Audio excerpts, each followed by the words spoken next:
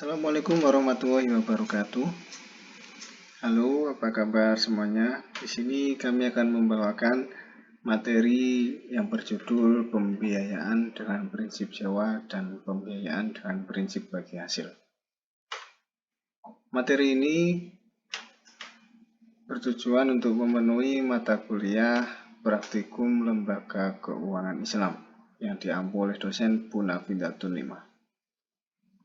Kami adalah kelompok 5 dari kelas 6A program studi ekonomi syariah Fakultas Ekonomi dan Bisnis Islam yang beranggotakan Ahmad Asyayud Al-Risad, Al-Sandi Ramadan, Bintan Trilestari, Erika Anissa Yakia.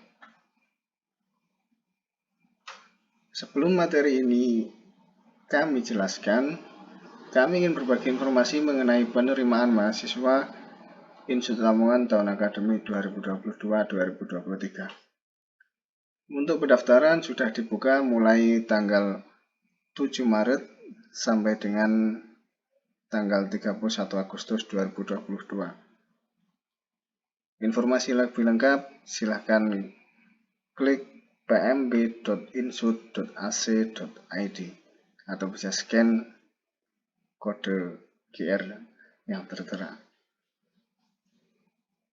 Insut adalah perguruan tinggi di bawah naungan Yayasan Pondok Pesantren Sunan Derajat yang diasuh oleh Profesor Dr. Kiai Haji Abdul Ghafur yang dipimpin oleh Rektor Dr. Haji Ahmad Iwan Zunai LCMM MPDI.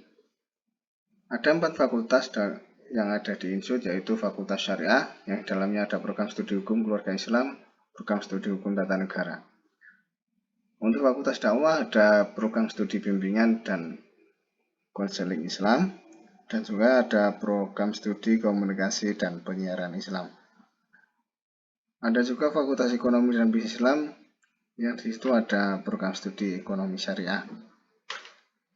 Dan yang keempat ada Fakultas Tarbiyah yang di situ ada 3 program studi, yaitu program studi pendidikan bahasa Arab, program studi materi, dan program studi manajemen pendidikan Islam.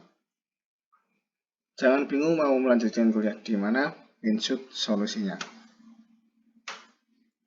Ya, materi kali ini yaitu mengenai prinsip sewa dan juga prinsip bagi hasil, yang mana sesuai dengan akad mudharabah dan akad musyarakah. Di sini akan menjelaskan tentang pengertian, jenis-jenis, dan prinsip-prinsip. Pengertian mudharabah. Pengertian mudharabah secara istilah adalah akad penyerahan modal oleh pemilik modal kepada pengelola untuk diperdagangkan dan keuntungan dimiliki bersama antara keduanya sesuai dengan persyaratan yang mereka buat. Menurut Umar Kapra, arti dari mudharabah adalah sebagai sebuah kemitraan di mana ada 2 pihak mitra yang disebut sohibul mal atau rubul mal, dan mudharib yaitu orang yang menyediakan keahlian usaha dan manajemen untuk menjalankan perdagangan, industri atau yang lainnya dengan tujuan untuk mendapatkan laba. Adapun rukun dan syarat mudharabah berdasarkan jumhur ulama ada 3, yaitu 2 orang yang melalui akad, adanya modal, dan adanya singgot. Singgot adalah ijab dan qabul.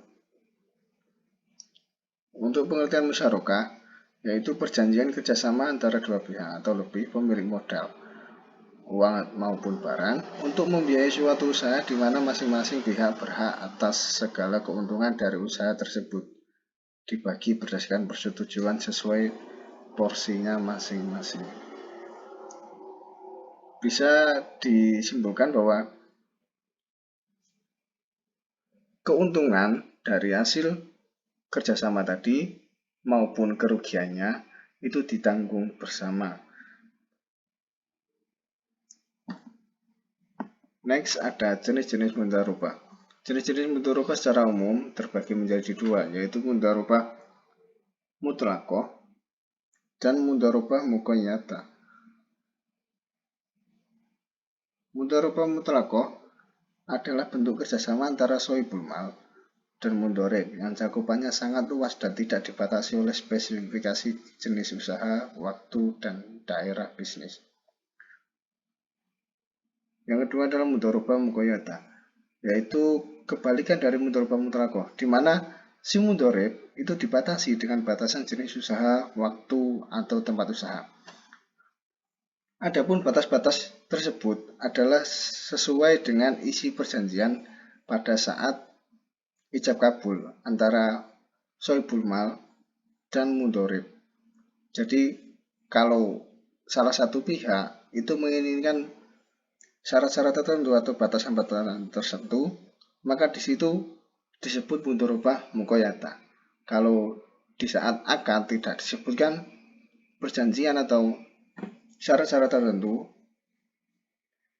itu disebut mudharabah mutlaqah karena salah satu pihak atau kedua belah pihak tidak menginginkan atau tidak ada maksud tertentu. Ya di situ real ingin bekerja sama antara pemilik modal dan juga orang yang ingin melaksanakan usaha. Next ada jenis-jenis musyarakah.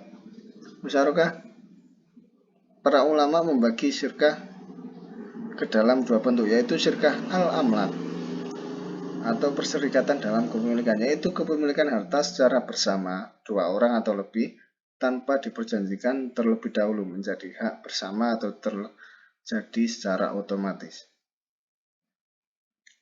Yang kedua adalah syirkah al-uqud, yaitu perorganisasian atau persekutuan yang terbentuk karena adanya ikatan perjanjian di antara para pihak yang masing-masing sepakat untuk memberikan kontribusi sesuai dengan porsinya dan sepakat pula untuk berbagi keuntungan dan kerugian.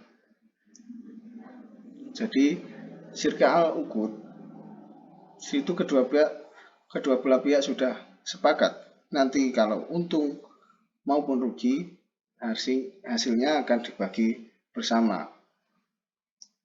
Kalaupun adanya kerugian dengan nominal berapa atau jumlah berapa nanti ditanggung bersama-sama.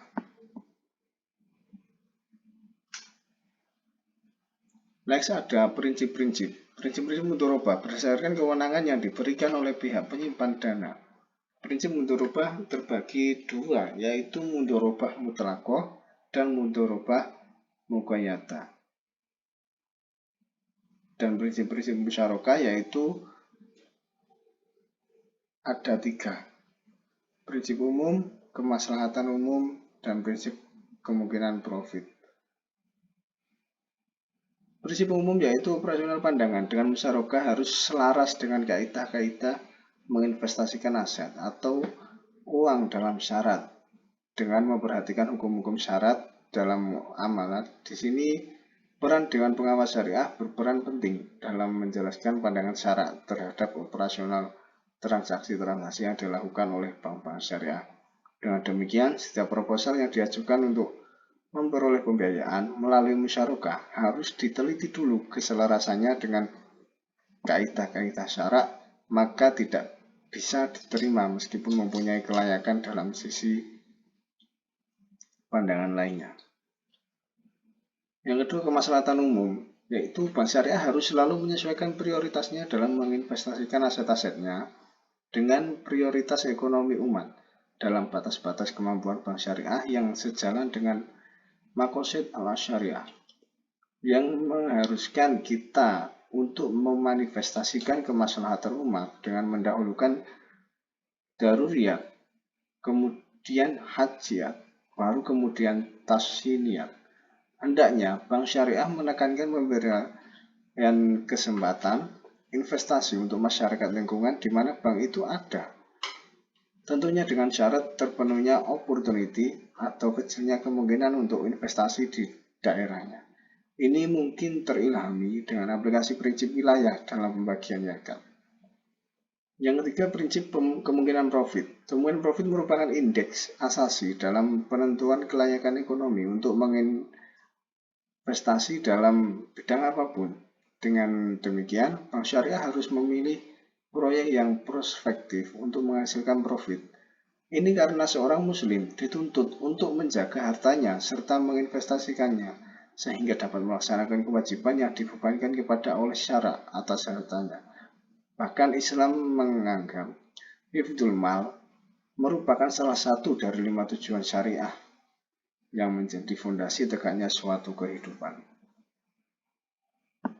Terima kasih, semoga mudah dimengerti dan bermanfaat untuk pendengar, dan kami di kelompok 5 mohon maaf bila ada salah kata maupun kekurangan dalam penyampaian materi kami. Wassalamualaikum warahmatullahi wabarakatuh.